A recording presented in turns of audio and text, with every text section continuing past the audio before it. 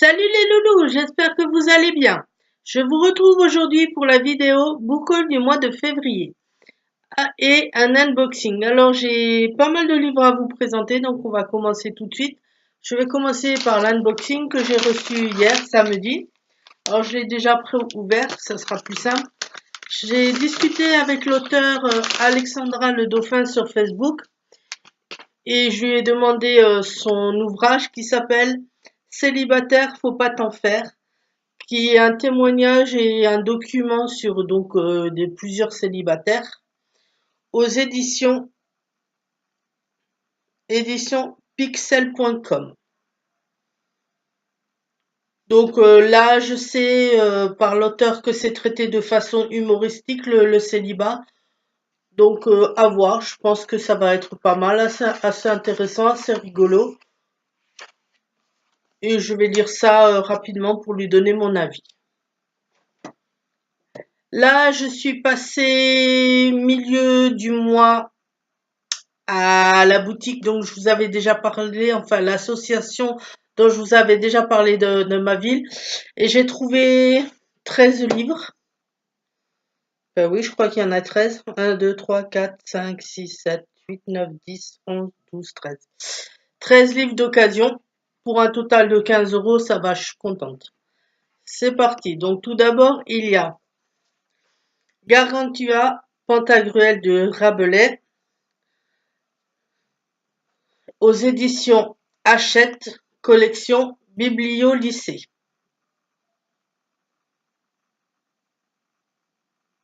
Donc là, on va suivre l'histoire, la naissance, l'enfance et la vie de Gargantua et de Pantagruel, deux géants imaginés par Rabelais. Donc c'est pas le texte intégral, mais c'est des extraits surtout. Et ce que j'ai bien apprécié dans ce livre, bon je l'ai pas encore lu, hein, mais c'est que d'un côté vous avez le texte en vieux français et de l'autre vous avez une traduction en français actuel. Donc c'est beaucoup plus facile à comprendre et je trouve que c'est une bonne méthode ça pour permettre aux jeunes de lire plus. Puis j'ai trouvé le cas de Dino Buzzati aux éditions Pocket. Alors là, on va suivre l'histoire d'un vieux marin qui s'appelle Stefano et d'un squale qui se prénomme K.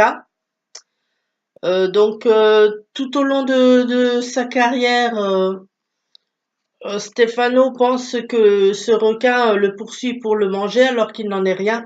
En fait, ce requin le poursuit pour lui délivrer une perle merveilleuse qui donne à celui qui la possède fortune, puissance, amour et paix de l'âme. Donc je pense qu'on va suivre tout au long du récit l'aventure de ce marin sur toutes les mers et sa rencontre avec le squale. Donc ça a l'air pas mal parce qu'en fait c'est un récit qui couvre un recueil de 50 contes fantastiques où l'on retrouve tous les thèmes poignants et familiers de Dino Buzzati, la fuite des jours, la fatalité de notre condition de mortel, l'angoisse du néant, l'échec de toute vie, le mystère de la souffrance et du mal. Donc ça a l'air pas mal aussi. Puis j'ai trouvé Hurlevent ou les Hauts de Hurlevent d'Émilie Brontë aux éditions Folio. Honte à moi, j'ai jamais lu ce classique, c'est le seul en plus de cet auteur que cet auteur a écrit, donc il serait peut-être temps. Donc là, on va suivre l'histoire d'une famille qui vit sur une petite île, sur une terre balayée par les vents du nord, jusqu'au jour où le père de famille, monsieur Ernst Shaw, recueille et adopte un petit orphelin qui s'appelle Heathcliff, mais que ses autres enfants n'aiment pas. Donc Heathcliff va donc vivre dans cette famille et il va tomber aussi amoureux de Catherine, une des filles de son bienfaiteur. mais il va préparer sa vengeance parce que il n'a pas aimé la vie qu'il a eue auprès des autres héritiers. Il va s'accaparer de la fortune des autres héritiers et va leur porter une malédiction sur eux et sur tous les autres et sur leur descendance jusqu'à ce que Catherine tombe enfin amoureux de lui.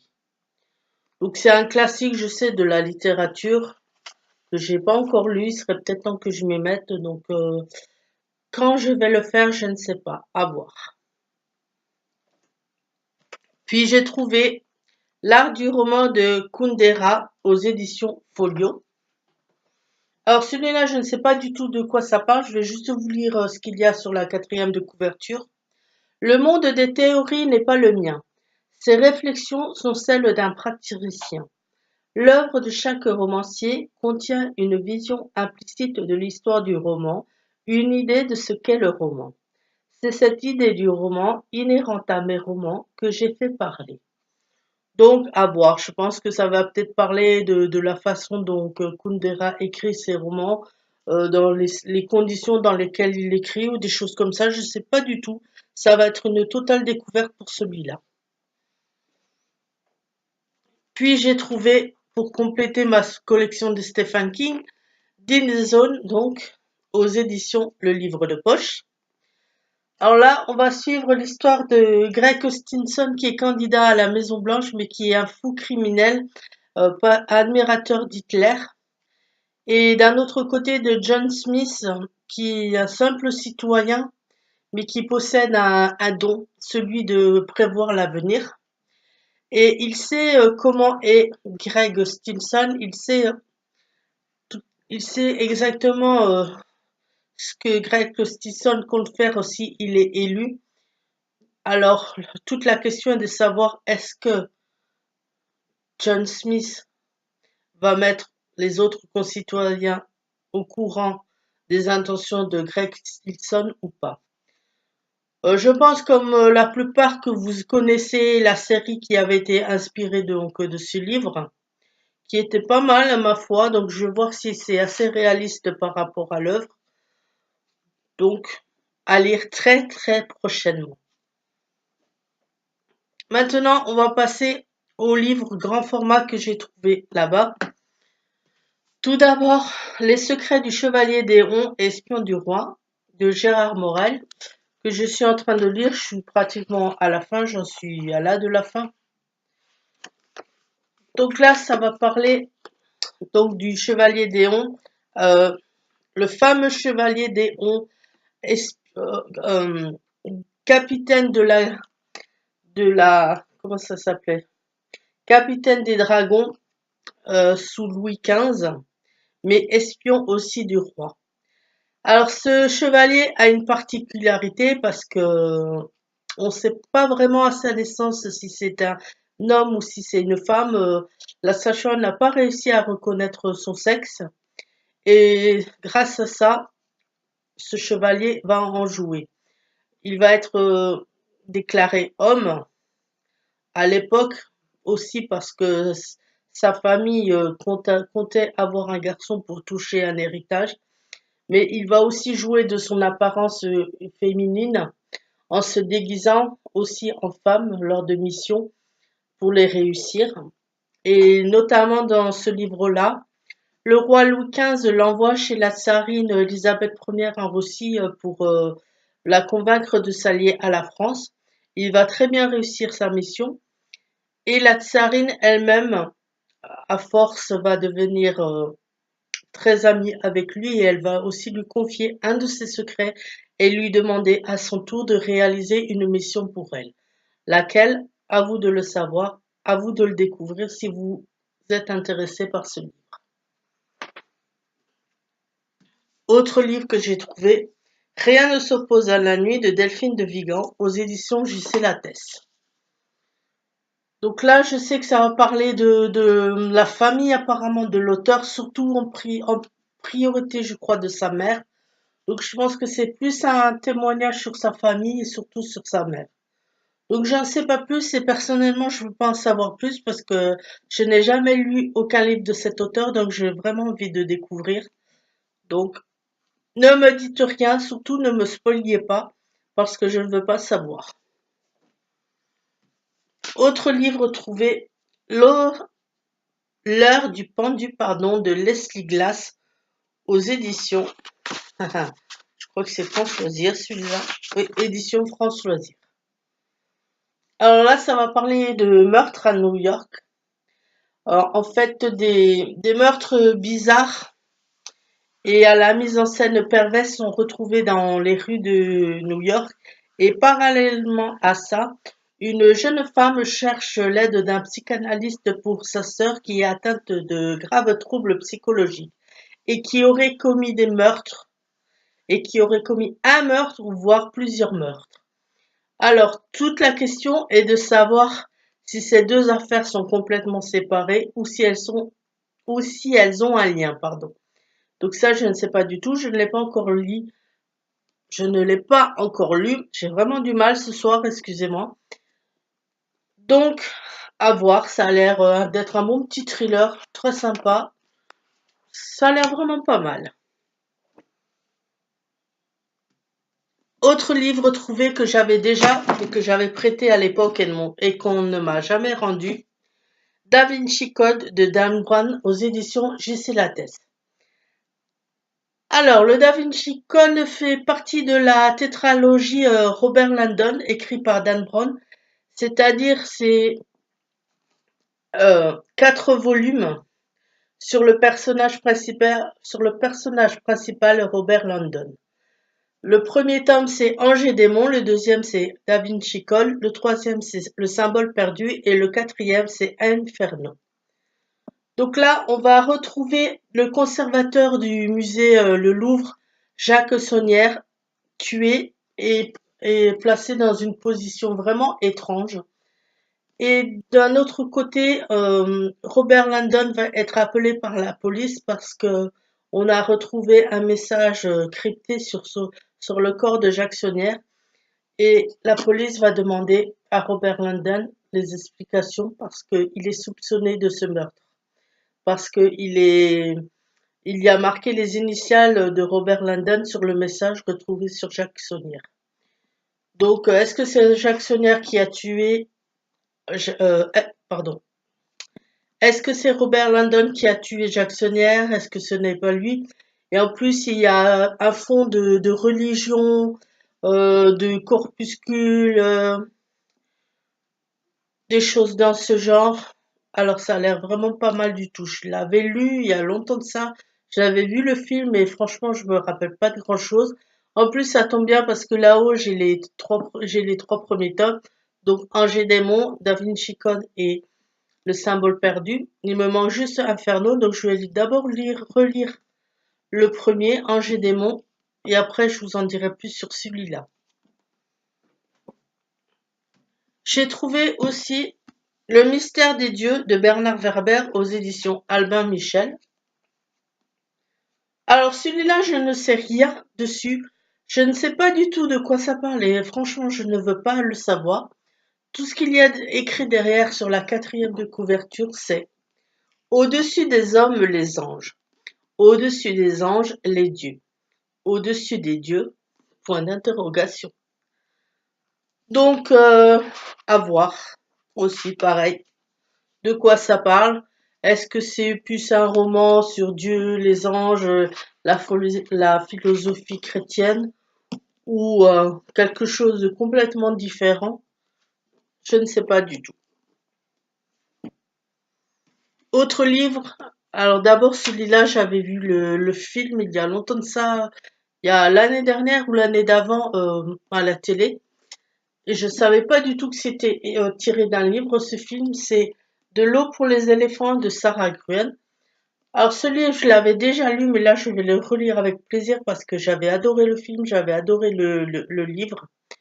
On va suivre la vie là, de Jacob, donc qui est joué par Robert Pattinson dans le film.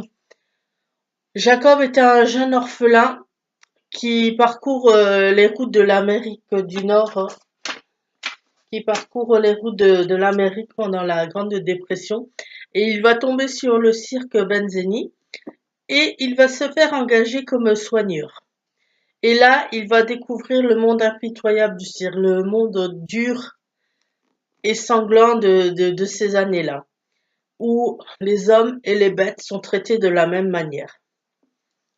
Il va tomber aussi amoureux de Marlène, une jeune écuyère, mais qui est déjà mariée malheureusement pour lui, qui est mariée au chef du cirque. Et il va aussi faire la connaissance de Rosie, l'éléphante, qui jusqu'alors n'a jamais réussi à être domptée.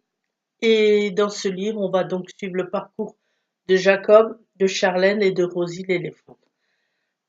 Je me rappelle que ce film et ce livre, ça m'avait ému, ça m'avait fait pleurer à certains moments, car il est vraiment touchant, émouvant. Il raconte vraiment bien les conditions des bêtes et des hommes dans les cirques dans ces temps-là.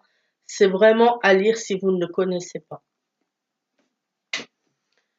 J'ai encore deux autres livres à vous présenter et après ça sera fini.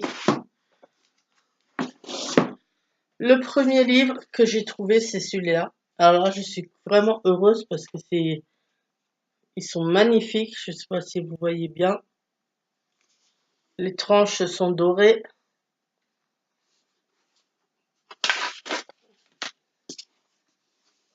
Le dos, la quatrième de couverture, pardon, est comme ça. C'est des hardbacks. Donc, c'est la collection des neiges du Grand Nord aux alizés des mers du Sud. Aventure extraordinaire aux éditions de Crémy.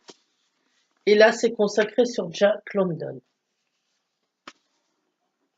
Et ce tome-là, c'est Le Loup des mers. Alors, le Loup des mers, c'est Lou Larsen, qui est un capitaine de goélette, le fantôme, qui est un homme froid, cruel, avec ses hommes, avec ses matelots et chasseurs de phoques, qui va sauver Humphrey, je ne sais plus le nom, je l'ai noté quelque part, si je le retrouve, qui va sauver Humphrey,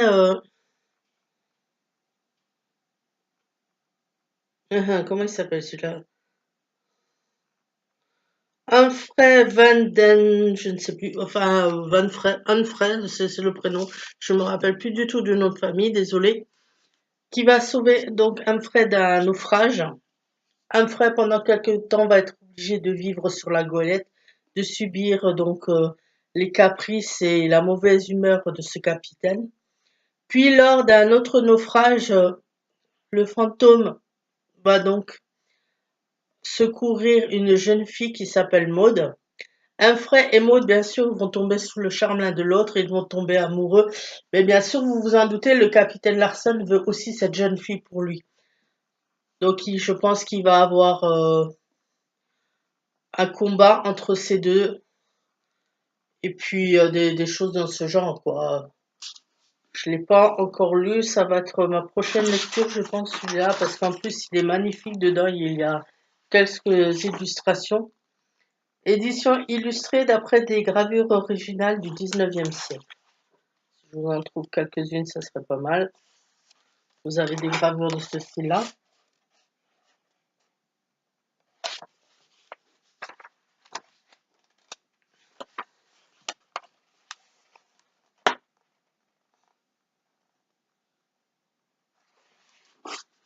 Puis Humphrey et Maud arrivent à s'enfuir de la goélette et s'échouent sur une petite île peuplée juste de phoques.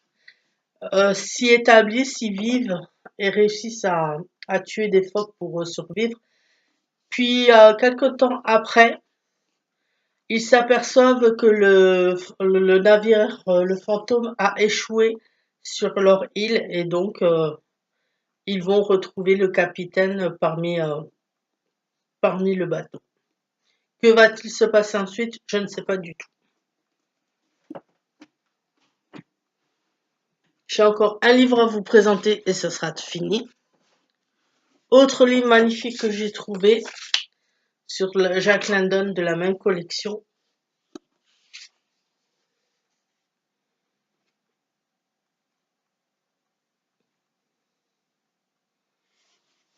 Alors là, il y a deux textes, il y a l'appel de la forêt et le fils du loup. Alors l'appel de la forêt, on est dans les années 1890 en Amérique du Nord, pendant la ruée vers l'or dans la région de Klondike. Et on va suivre l'histoire de Buck qui est un chien assez imposant, issu d'un Saint-Bernard et d'une chienne berger d'Écosse, qui vit paisiblement auprès du juge Miller dans la vallée de Santa Fe. Mais bien sûr, pendant ces temps-là, vous allez le comprendre très vite, les chiens sont des denrées rares et qui coûtent extrêmement cher parce qu'ils sont recherchés par les hommes pour faire des chiens de traîneau, pour partir en Alaska, donc chercher l'or. Alors un jour, le jardinier du juge Miller va décider de vendre Buck. Il va l'enfermer dans une cage et il va le mettre sur un train. Et pendant 2 jours, sans eau ni manger, Buck va traverser l'Amérique pour aller de... J'ai fait une petite note, hein, comme ça je m'en rappelle. Va donc traverser l'Amérique pour aller donc de son lieu de départ jusqu'à la Californie, puis à Seattle, où il est recueilli par un homme qui est a priori quelqu'un de très violent, de très méchant. Je ne vous en dirai pas plus parce que le reste, j'ai vraiment envie que vous le découvriez. C'est un livre que j'avais déjà lu beaucoup plus jeune. Je sais que je l'avais adoré parce que Jack London a vraiment l'art et la manière de retranscrire les paysages, de retranscrire les émotions. Avec lui, on a l'impression d'être dans les lieux, on voyage avec lui et ce texte est vraiment émouvant. Si vous voulez donc savoir ce qui arrive après à Bugs, ce gros chien qui est vraiment très gentil, très paisible au départ, lisez L'appel de la forêt. Donc deuxième texte, c'est je vous ai dit quoi? Le fils du loup. Alors là, ça va parler de Severus, pardon, Mackenzie, qui est un chasseur canadien dans le Grand Nord canadien, donc qui vit de la chasse du renne et qui cherche de l'or aussi. Au bout d'un moment, après 25 ans de solitude dans le Grand Nord, Severus en a marre, il veut prendre une femme et il se rend chez une tribu d'Indiens, les Sticks, aussi appelés les fils du corbeau, pour demander au chef de la famille, au chef de la tribu surtout, pardon, la main de Zavanska, la fille la fille du chef. Alors bien sûr, a priori, les hommes blancs qui sont appelés les fils du loup par les Indiens ne sont pas très appréciés par eux. Il y a beaucoup de conflits et vous imaginez bien que les jeunes gens du clan, les jeunes gens de la tribu, quand ils vont comprendre pourquoi cet homme blanc est là, ça ne va pas du tout, je pense, se passer comme il faut. Donc ça risque de parler de jalousie, de meurtre peut-être, de choses dans ce genre, à voir.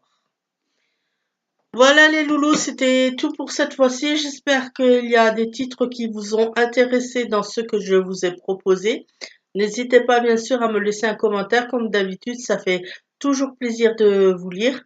D'activer la petite cloche si vous ne l'avez pas encore fait pour que vous puissiez recevoir à temps toutes les notifications sur mes vidéos.